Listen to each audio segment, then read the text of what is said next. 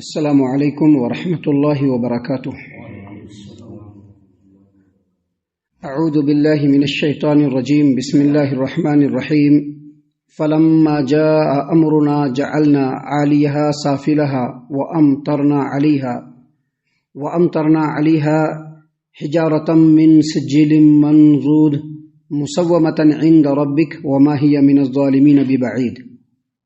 پھر جب ہمارا حکم آ گیا، یعنی عذاب کا حکم آ گیا، تو ہم نے اس بستی کے اوپر کے حصے کو نیچے والا حصہ کر دیا اور ان پر کھنگڑ کے پتھر تہ بتہ مسلسل پے در پہ برسائے، جو آپ کے رب کے پاس سے نشان زدہ تھے، اور یہ جو خطہ ہے وہ ظالموں سے کچھ دور نہیں۔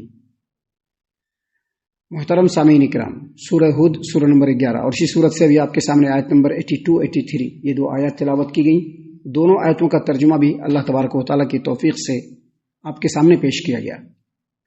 سامعین کرام، ان دو آیتوں کے اندر اللہ تبارک و تعالیٰ نے لوط علیہ السلام کے قوم کی جو بستی ہے، اس بستی کی اور بستی میں رہنے والوں کی تباہی و بربادی کا ذکر کیا ہے۔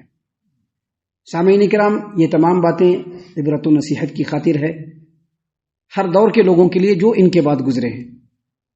ان لوگوں کے بعد، اس قوم کے بعد جو لوگ بھی گزرے ہیں، ان کے لیے اس میں نصیحت ہے، عبرت ہے کہ اس سے نصیحت حاصل کرنے کی کوشش کریں۔ دیکھیے، کل آپ کے سامنے بتلایا گیا تھا کہ سیدنا لوط علیہ السلام کے دروازوں تک وہ جو عباش لوگ تھے وہ پہنچ گئے، اور جو فرشتے انسانی شکل میں آئے تھے، نوجوان لڑکوں کی شکل میں، ان کو وہ لوگ اپنی کسٹڈی میں لینا چاہتے تھے اپنے بدکاری کو کمپلیٹ کرنے کے لیے۔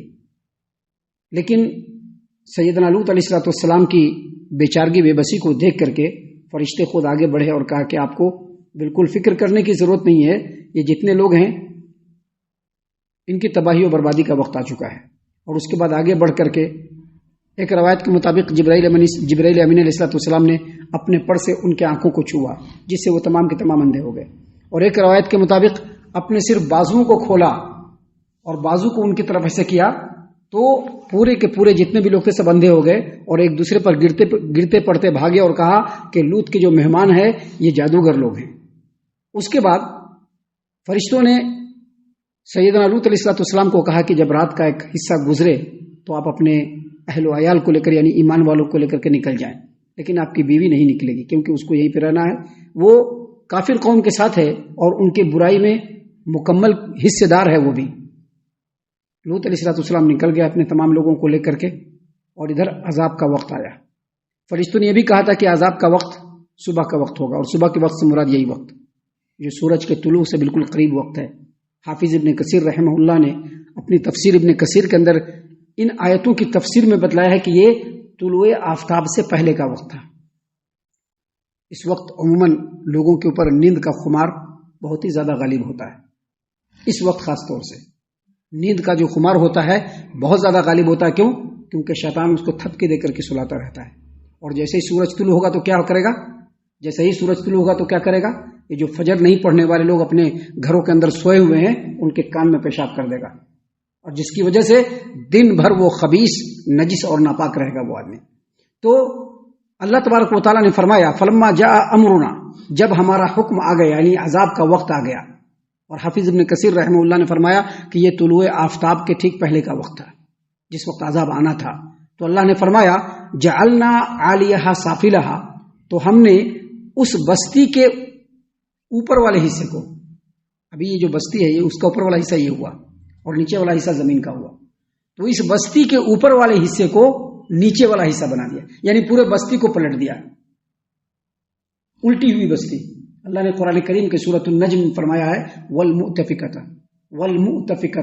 اس کا مطلب ہوتا ہے الٹی ہوئی بستی۔ اس کا مطلب کیا ہوتا ہے؟ الٹی ہوئی بستی۔ تو یہ جو قوم لوط کی جو بستی ہے، جس کو سدوم کہا جاتا ہے، جس کا نام و نشان اب نہیں ہے، اللہ تبارک و تعالیٰ نے اس پوری بستی کو ایسے اٹھا کر کے ایسے نیچے پلٹ دیا۔ اور یہ کون پلٹا؟ اللہ نے نہیں، بلکہ اللہ کی ایک مخلوق جبرائیل امین علیہ السلام نے، جیسا کہ تفسیر کے اندر اہل علم نے بیان کیا ہے کہ سیدنا جبرائیل علیہ السلام نے سدوم کا جو علاقہ ہے وہ اور اس کے اطراف کی جو بستیاں ہیں ان تمام بستیوں کو پہلے اپنے پر سے ایسے کاٹا چاروں طرف سے، جیسے کاٹتے ہیں نا، زمین کو کٹ کرتے ہیں، کاٹا پورے بستی کو، اور اس کے بعد نیچے سے اپنا پر لگا کر کے پوری بستی کو ایسے اٹھایا اور اٹھا کر کے سیدھے نیچے پٹک دیا گیا. یہ ہے خطرناک اور انتہائی ہیبتناک. نبی صلی اللہ علیہ وسلم سے جب پوچھا گیا کہ اللہ کے رسول صلی اللہ علیہ وسلم آپ اس قدر بوڑھے کیوں ہو گئے، تو کیا کہا؟ یہ سورہ ہود اور اس جیسی جو صورتیں ہیں، ان صورتوں کے اندر جو مفہوم ہے اور جو باتیں ہیں، ان باتوں کے اوپر غور و فکر کرنے کی وجہ سے میں بوڑھا ہو گیا. بہت ہی ہیبتناک اور بہت ہی عبرتناک اور بہت ہی خطرناک انجام اس قوم کا ہوا کہ سب سے پہلے جبرائیل امین علیہ السلام نے اس پوری بستی کو زمین کے ساتھ اکھاڑ کر کے اوپر سے نیچے پٹک دیا. اور اللہ تبارک و تعالیٰ نے آگے فرمایا وَأَمْطَرْنَا عَلَيْهَا حِجَارَةً مِّن سِجِّيلٍ مَّنضُودٍ، اور ان کے اوپر جیسے ہی پٹکا اوپر سے کھنگر کے پتھر تہ بتہ ان کے اوپر برسا دیے گئے. کھنگر کے پتھر، سجیل کے بارے میں حافظ ابو جعفر ابن جریر طبری رحمہ اللہ نے تفسیر الطبری کے اندر سیدنا عبداللہ ابن عباس رضی اللہ عنہما کے حوالے سے اور دیگر مفسرین کے حوالے سے لکھا ہے کہ سجیل کا مطلب ہوتا ہے وہ پتھر جو مٹی سے پکا کر کے بنایا جاتا ہے، بہت سخت ہوتا ہے، جو مٹی سے پکا کر کے بنایا جاتا ہے.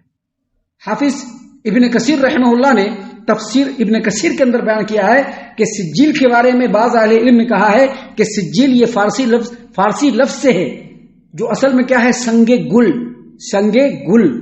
سنگ کا مطلب ہوتا ہے پتھر اور گل کا مطلب ہوتا ہے مٹی.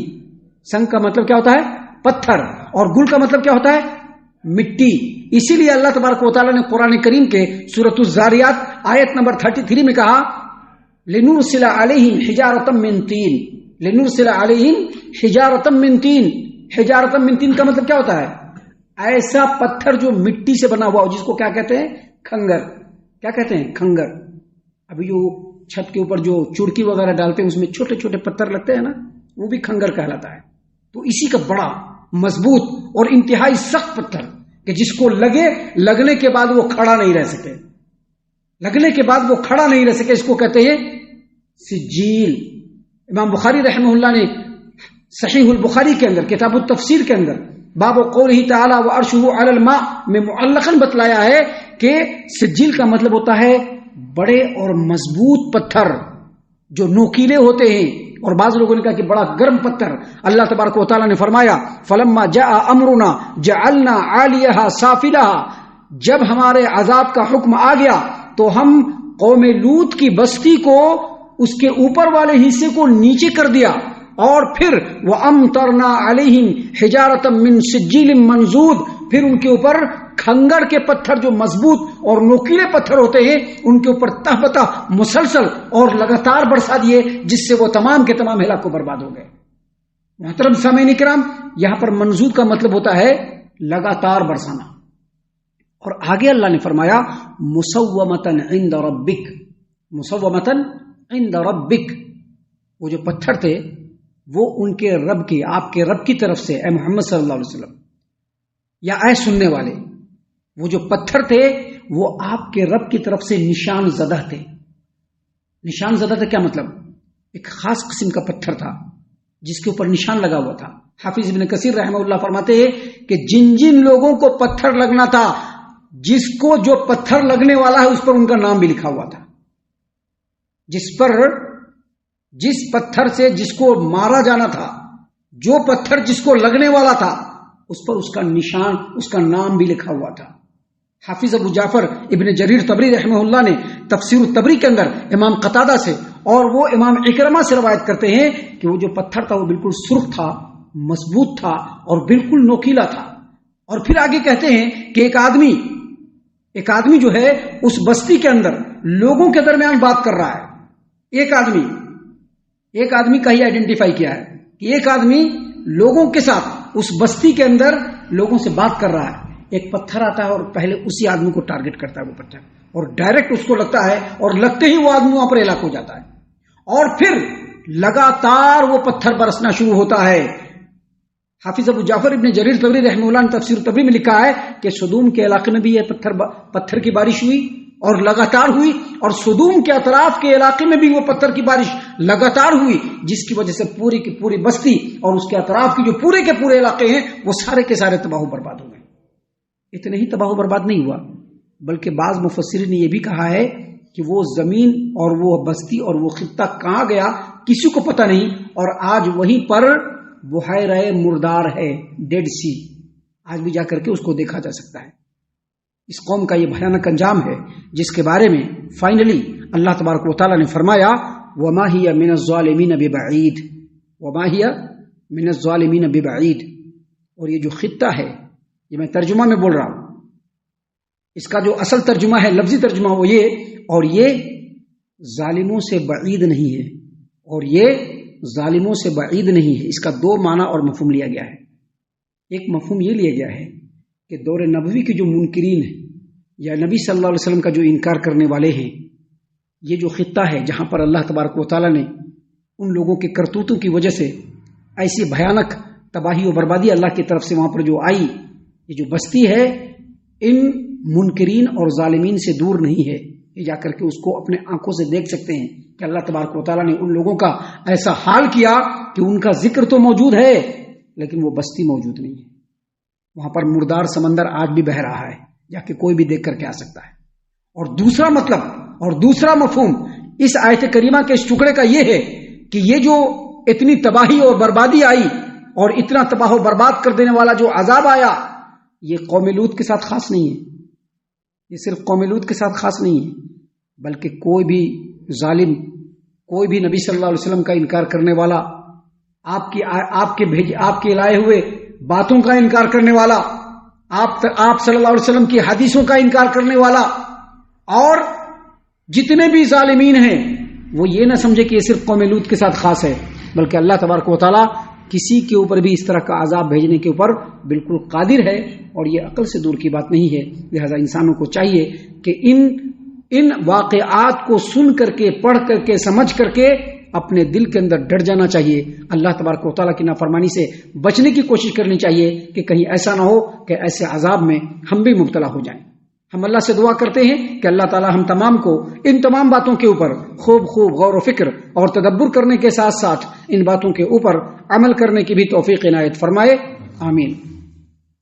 اللہ تعالیٰ ہم تمام کو صحیح معنوں میں پکا سچا مومن مسلمان بنائے، اللہ اور اس کے رسول صلی اللہ علیہ وسلم کی اطاعت و فرما برداری کرنے والا بنائے، صحابہ کرام رضی اللہ عنہم کے طریقے پر چلنے والا بنائے، جنت الفردوس میں جگہ عطا فرمائے۔ اے اللہ ہم تمام کو جہنم سے پناہ دے، اے رب العالمین ہم تمام کو جہنم سے پناہ دے، اے مالک الملک ہم تمام کو جہنم سے پناہ دے، آمین یا رب العالمین۔ وما علینا الا البلاغ المبین۔